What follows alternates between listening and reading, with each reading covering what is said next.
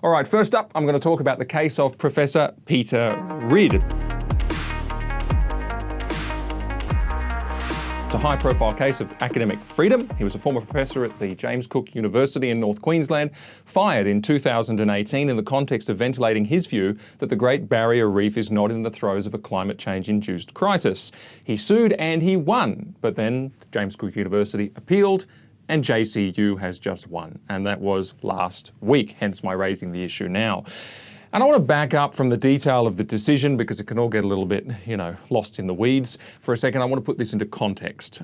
Ridd has a PhD in physics. He joined the Australian Institute of Marine Science in 1980, started studying the Great Barrier Reef in 1984. He was the head of the JCU Physics Department between 2009 and 2016 and the head of the Marine Geophysical Laboratory for 15 years. Ridd challenged the prevailing narrative that the Great Barrier Reef was under imminent threat and wrote a great deal about what he believed to be issues of quality control in the marine sciences, and talked a lot about calling for reforms, replication of studies, a supervisory body, these kinds of things.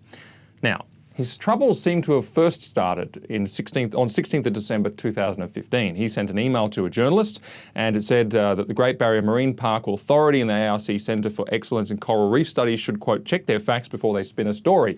He was asked about a particular story that had come out of these institutes by the journalist.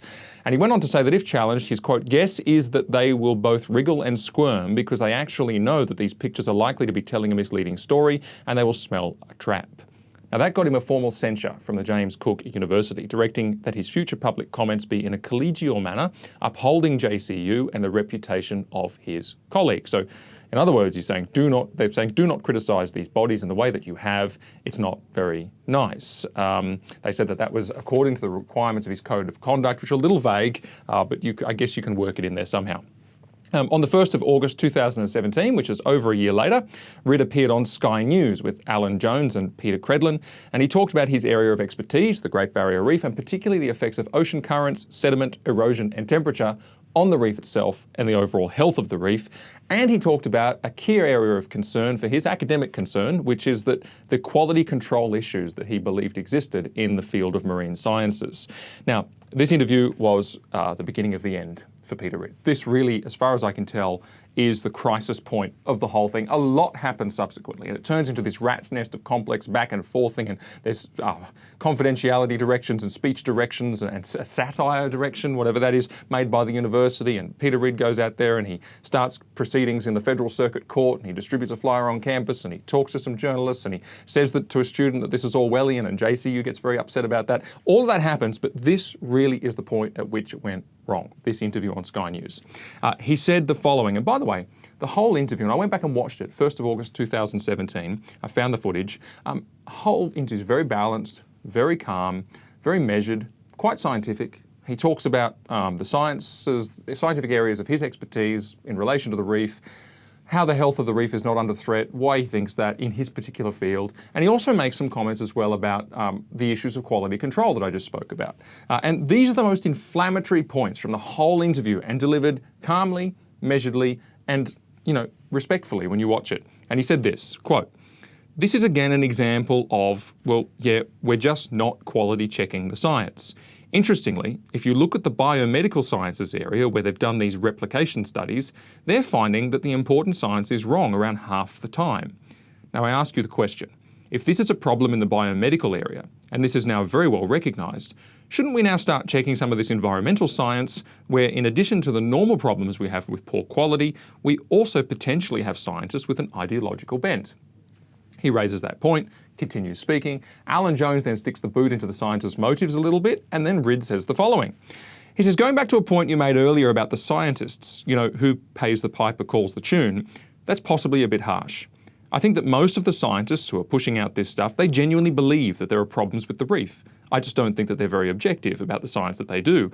I think that they're emotionally attached to their subject, and you really can't blame them. The reef is a beautiful thing. Now that is as bad as it got, if I could put it that way. Now, that is I think a measured criticism. And yet on the 24th of August, Ridd is told in relation to this interview that he's engaged in serious misconduct, which is the most serious charge the university can make against him in his employment, and disciplinary proceedings within the university begin. Now, the crime, according to them, is that he failed to act in a collegial and academic spirit and failed to treat fellow staff members, students, and members of the public with honesty, respect, and courtesy. Now, a lot of that is open to a lot of subjective interpretation of what amounts to respect and can you criticise at all and how should you criticise and what words should you use and all the rest of it. I encourage you to find the clips of that interview. They are out there and see for yourself. So Ridd is now fighting for his job at this point. This is where it all went wrong. He sets up a GoFundMe page, raises quite a lot of money to challenge his discipline in the federal court and takes it from there. Now, the fact of the matter is that Ridd's enterprise agreement is very clear. It says in there that there's an intellectual freedom clause, clause 14. And it says in there very clearly that he is able to criticise and he is able to engage in robust criticism, that he is able to ventilate unpopular opinions. It says there that he is free to critique the operation of James Cook University and academic disciplines and all sorts of things. When you read it, you go, oh wow, what he has done is squarely within the terms of the intellectual freedom clause of his actual enterprise agreement. It even just puts a limit there which says basically so long as you don't vilify, bully, harass colleagues. Now, there's no question really from what he did that there was any of that going on. However, in addition to that intellectual freedom clause, the university itself had a code of conduct which made this short comment about treating staff and others with respect and collegiality. And the university said, well, that's enough reason to do all of this. Whereas Peter Ridd was arguing, no, the intellectual freedom clause in my enterprise agreement is enough. It tells me everything I need to know. And besides which, the court agreed that actually that code of conduct clause was very vague, it wasn't capable of easily being adhered to, and so on and so forth. Now, apparently, that wasn't good enough. Apparently that was enough, that even though it was unclear. The judges said that the university could limit the intellectual freedom clause with its own code of conduct, and so effectively that intellectual freedom clause wasn't worth a whole lot, or even though it was limited by vague terms. Court didn't seem to mind. Secondly, the judge said that the principle of intellectual freedom was not a historical principle foundational to a university context, if you can believe it. Said they preferred instead to say that there is, quote, no common understanding of the principle in the university sector. And whatever it is in particular context, it has evolved with contemporary circumstances. Isn't that extraordinary? So here's a question. And the contemporary circumstances, by the way, they make vague appeals to social media and internet and so on. But here's a question. If intellectual freedom is not foundational to a university context and is not a historical principle of universities, then what in the world are universities for? If intellectual inquiry is not free, then it is not intellectual inquiry. It's obedience to rules, restrictions, and parameters, which is the same as saying no inquiry beyond the boundaries set by someone with power. And I suppose that's really the problem in this case.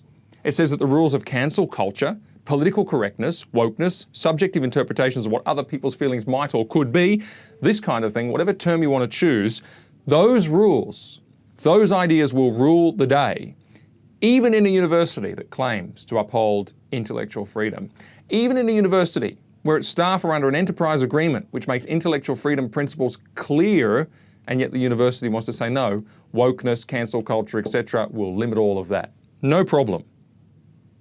JCU can claim all it likes, as it does, that its actions against Peter Ridd are not about his differing academic conclusions on the Great Barrier Reef and his measured concerns which were raised over quality control issues.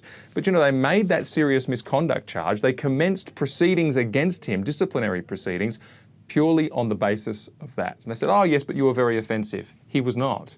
I've gone back, looked at the interview. It's within his area of academic expertise, which is what, by the way, the Intellectual Freedom Clause says. As long as you're in your area of academic knowledge, all's well.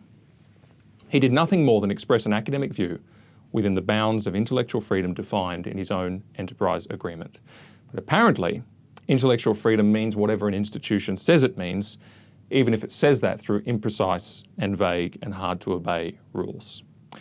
Now, I think this case is a shame because it empowers universities to be the woke police and force academics with dissenting views over hot button issues, whether that be environmental issues, whether that be identity issues, sexuality issues, economic issues, whatever, to force a narrative on those issues. And it means universities are not about the pursuit of truth, but it means that they are about the enforcement of that narrative, which is the same as saying that universities are about power and control.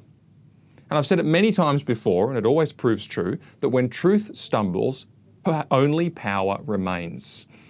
Because some people have that view of truth, that one must control the, quote, truth narrative in order to have power over culture.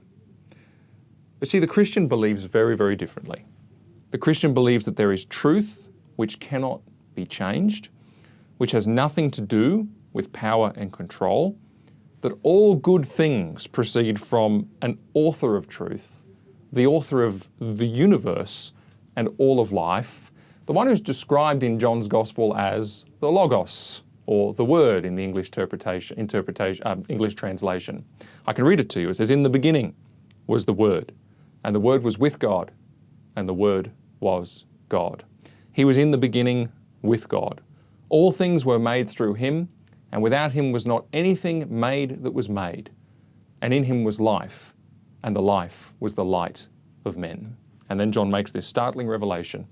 In verse 14, he says, "And the Word became flesh and dwelt among us, and we have seen his glory, glory as of the only Son from the Father, full of grace and truth."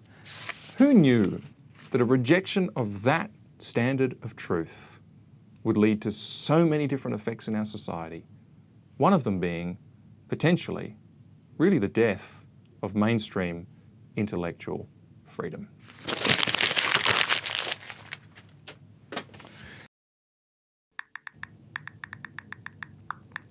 Hey guys, make sure you click like to like the video, or hit the subscribe button down here and click on the bell so you don't miss any notifications. And to watch more videos, just click here. Cheers.